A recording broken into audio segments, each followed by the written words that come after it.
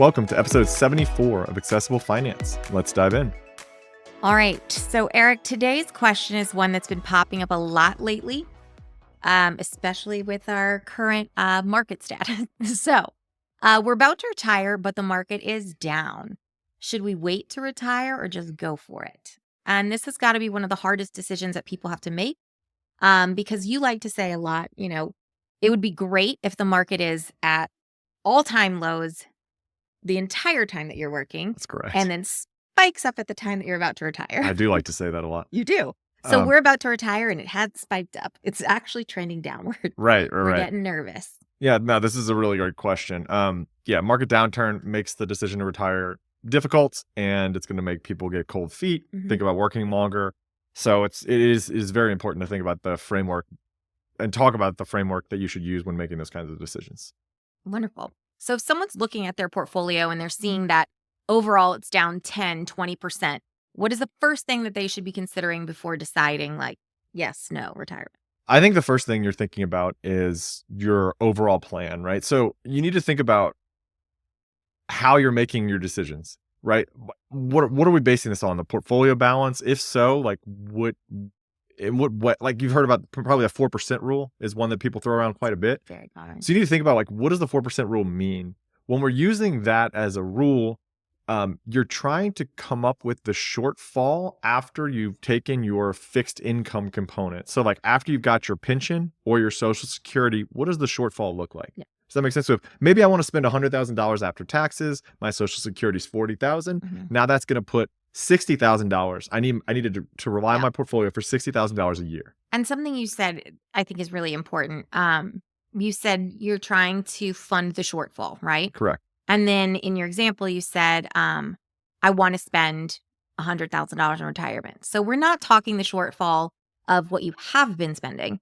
We're talking the shortfall between what you're getting in fixed income and what you will be spending. Right. And oftentimes we can see people making the mistake of, once I'm retired, I'm going to spend 60% of what I do today. Yeah, I'm going to spend so much less. The reality is you're now actually having to occupy a lot more of your time. Correct. And we do like to advise our clients retire to something. Right. You may initially be thinking, I'm going to sit down, I'm going to be able to watch Red Zone all day. That's great until it's not. And so you want to make sure that you have a plan in retirement for what it is you want to do. And you've kind of mapped out what those costs are so you can kind of get close to what that shortfall really is. Right. Okay. So then all of that makes sense to me. But if someone doesn't have enough guaranteed income or cash reserves, what would you would you say that they should wait to retire? No, not necessarily. So the way we handle it and the way most people will do it is they will have a variable spending levels, right? And that will depend on how they want to handle it. So you've probably heard of Guy Klinger Guardrails.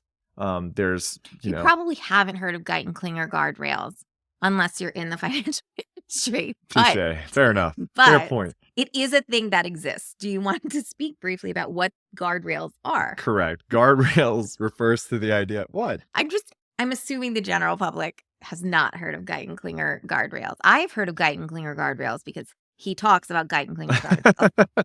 That's pretty funny. It's true. Fair enough. So typically Guy Klinger Guardrails are, he set up the researchers set up framework for adjusting. Are they Guyton and Klinger? Yes. Oh.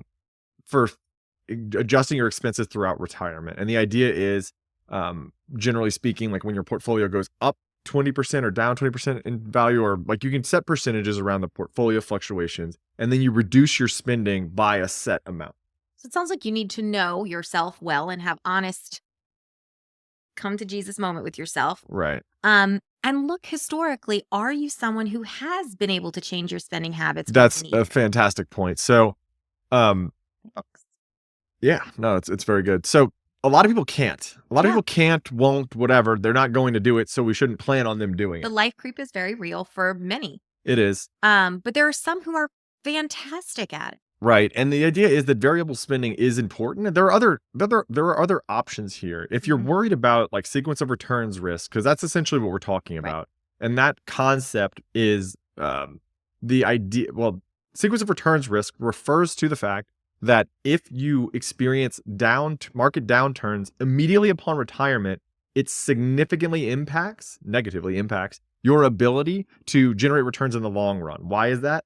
Because you're going to sell more shares to generate the same amount of dollars when the price per share is lower. So you have less available. I mean, you don't have to think about it in terms of per share if you don't want to. But the idea is there's less left to grow after you've pulled a higher percentage out because the total nominal value has gone down. So Does that make sense? compounding interest or your compound growth is happening on less dollars. Exactly correct. That was a much more succinct way to say it than I was fumbling. But it makes sense, right? So like if in my retirement portfolio I have $1 million, right? And so I'm planning on having to take out, 100,000? No, 50. Let's go 50. 50 is good. 50 is great. I'm planning to take out $50,000, right? I need $50,000. The market has had a huge downturn. We're talking 10%, 20%, right? So my $1 million is no longer $1 million. It's now 900,000, 800,000. I'm still taking out 50,000. So that's a much bigger percentage of what my portfolio was. And so it now leaves me with $750,000 to grow instead of, $950,000. Exactly.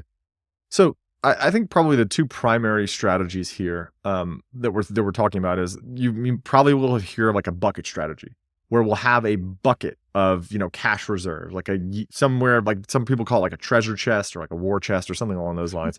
And you can set aside an amount of cash that allows the, individual to feel comfortable, right? So they can weather the storm, so to speak, with their cash reserves. So you don't have to dip into your equity portion of your portfolio.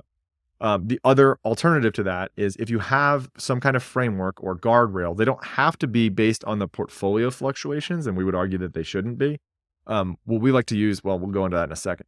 But you want a plan before it happens, and then you can verify what's going to happen for the client. So you can ask them, hey, look, the market's down, 20% today. Are you comfortable reducing your spending by, it doesn't have to be 20% necessarily, but like this is what it looks like now for you to have a viable plan. Correct. Is this okay? Yeah. Are you amenable to this idea? If the answer is yes, great, wonderful, keep going. I think that's huge. I think that being able to quantify to somebody how much reduction we're talking about and what that might look like, right? Like I know Eric and I are very involved with cash flow with our clients.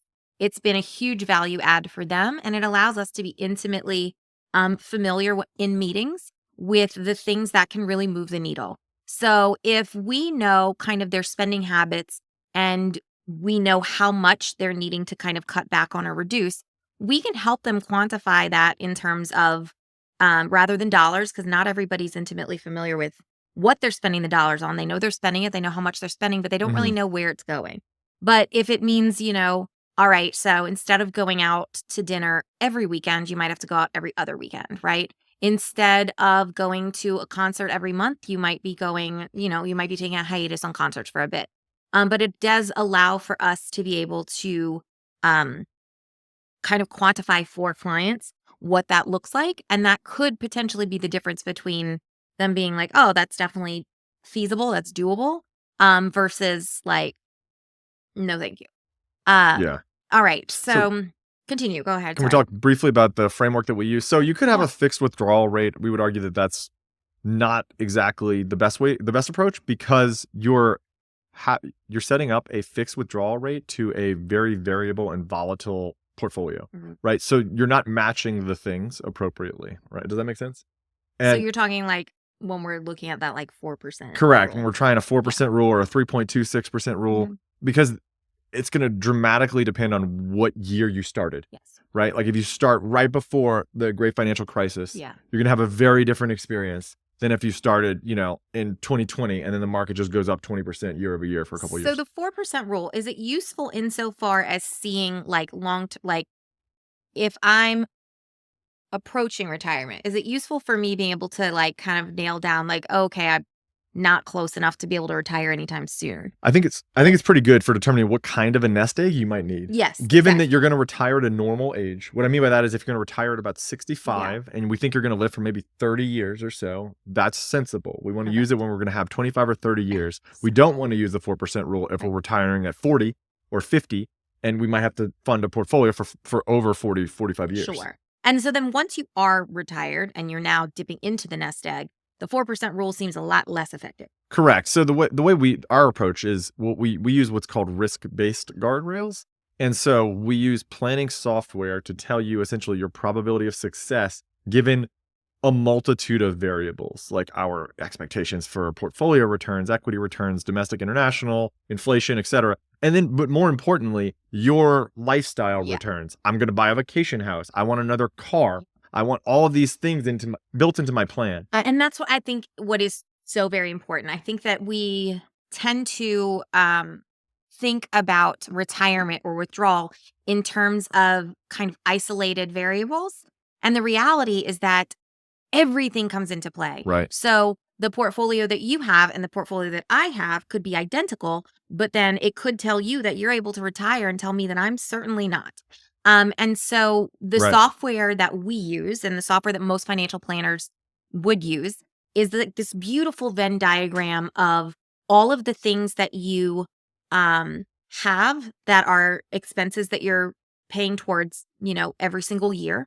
It also allows us to factor in things that you have determined that you really want, like a new car, right? Like one-time purchases, but one-time purchases you need factored into your plan because I know that I want to do this, right? I know I want to leave X amount to my kids.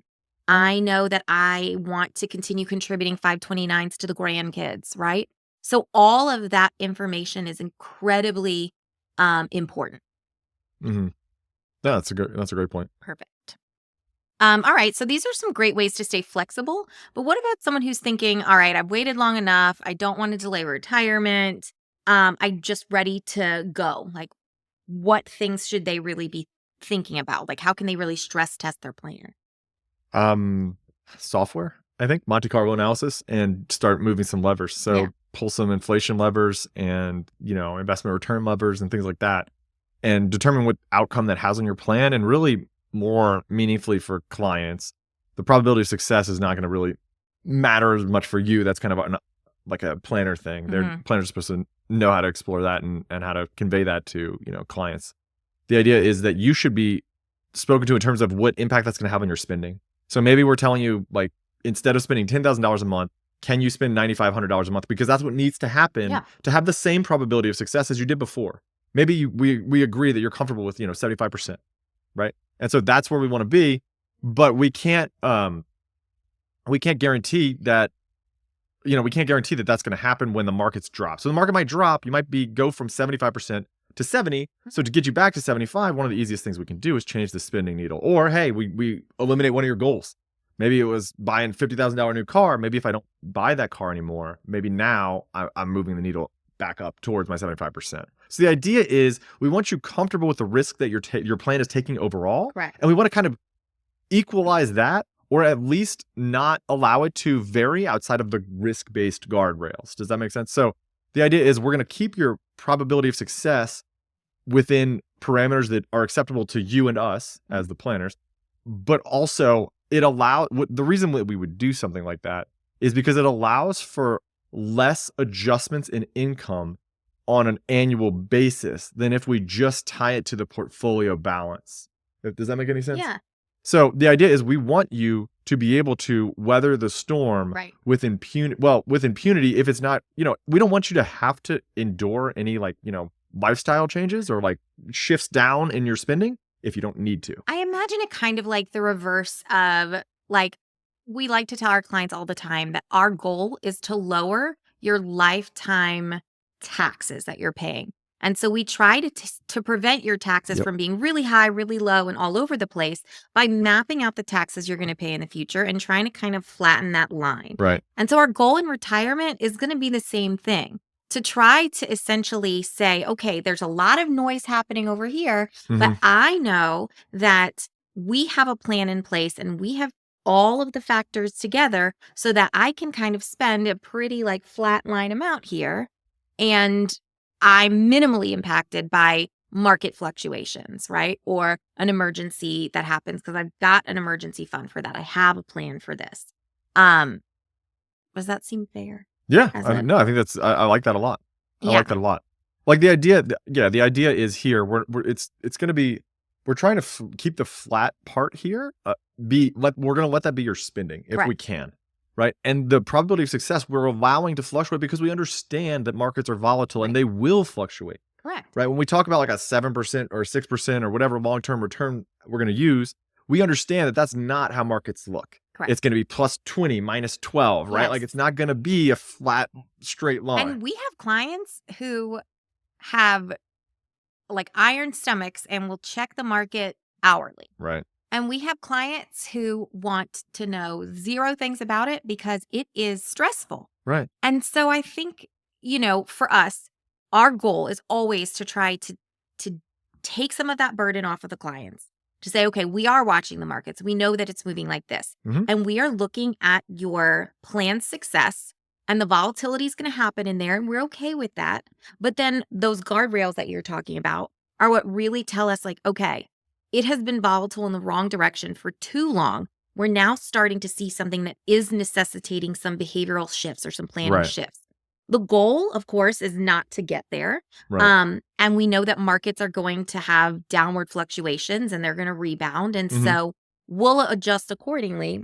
But, if the push comes to shove and there is a change that needs to be made, we would certainly tell you. Yeah, I think the most important thing to do is to agree on the framework that you're going to use to make these decisions beforehand. Yes. Do not subject yourself. Don't make decisions whimsically based on markets at an all-time high or my portfolio says 5 million instead of 4 million. So now I should buy a house, right? Like don't do things that way.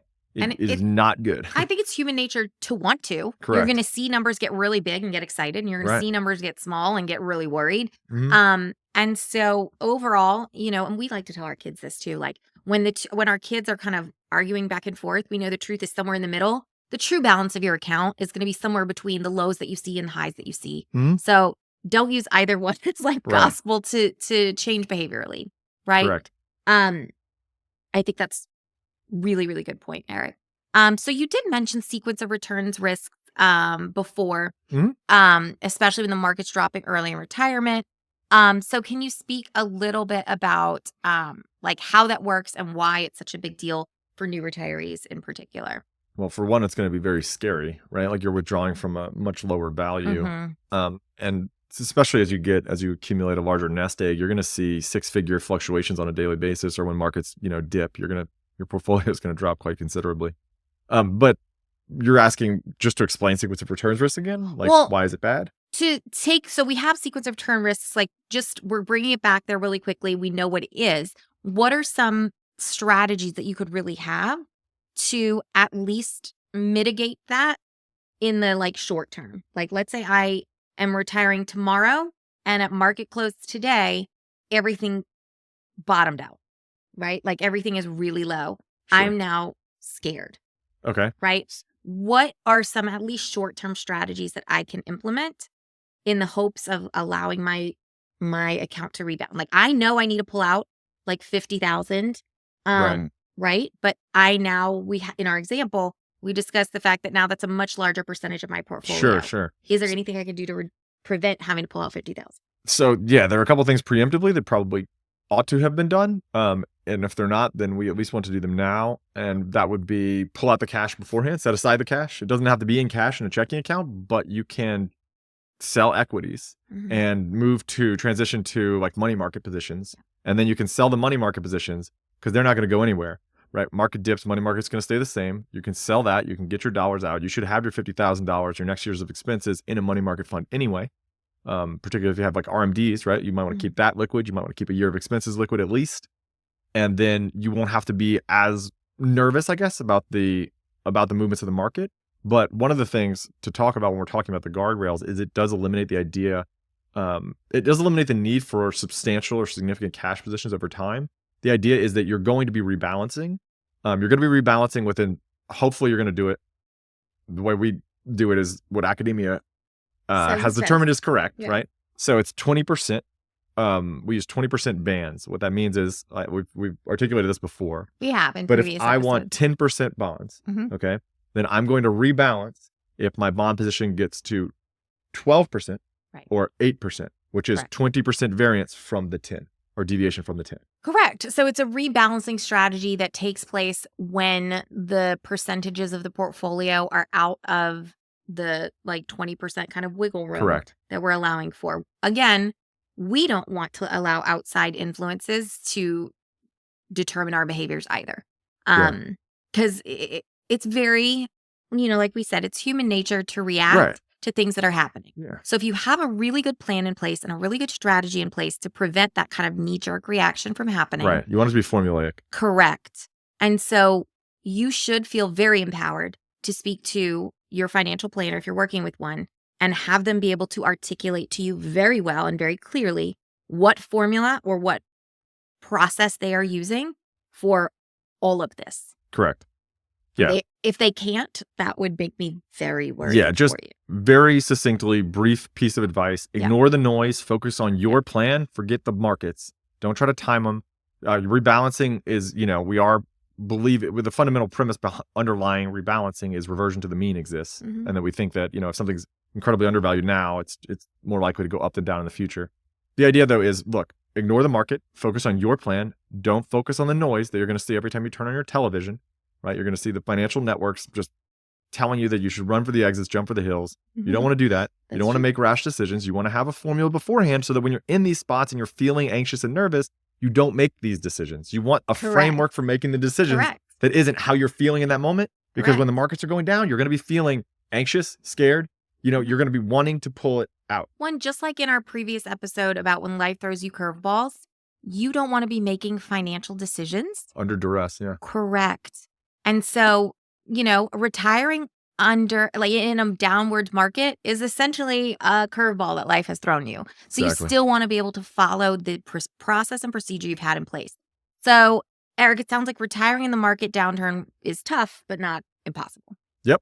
So with the right strategy, you can certainly still make it work. Absolutely. Really good advice today, Eric. And as always, we would love to hear from you guys. If you have retired during a downturn or you're looking to retire during this current downturn, let us know what has worked or hasn't worked for you. Or if you have specific questions, please do not hesitate to email us at podcast@equilibriumfp.com. Thanks, guys. Till next time.